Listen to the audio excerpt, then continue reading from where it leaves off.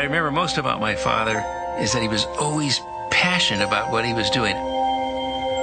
He used to always tell me, if you have a goal out there, and if you're willing to work for it, one day it'll happen.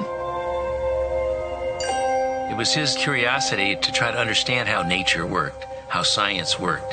And he always included me in all these adventures, trying to, get me to say the most important thing that you can do as you grow is to have an interest in this knowledge.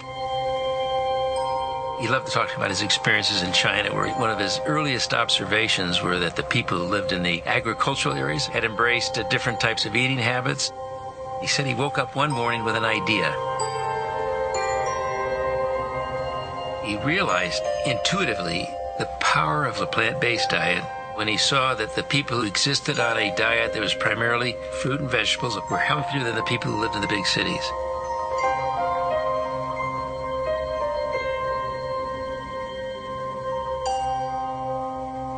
Theorized there must be hundreds, maybe thousands of important factors in a plant-based diet that were important in human nutrition. And he began to conceive of a supplement that you could make from plants that you could add back to the human diet.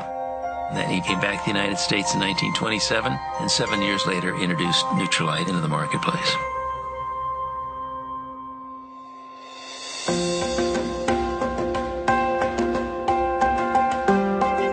My father pioneered in the area of phytonutrient development from the very beginning.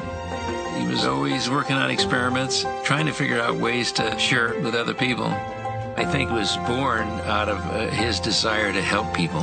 He did these simple little experiments with plant materials, and he saw all these colors showing up in a chromatographic column.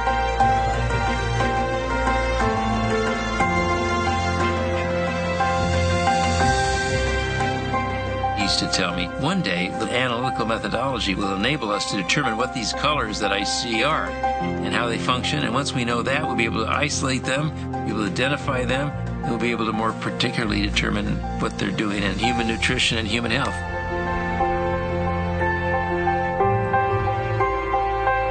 I think we've come a long way in discovering what nature holds, but we have a long way to go. I think we haven't scratched the surface. My dad would say we haven't even scratched the scratch.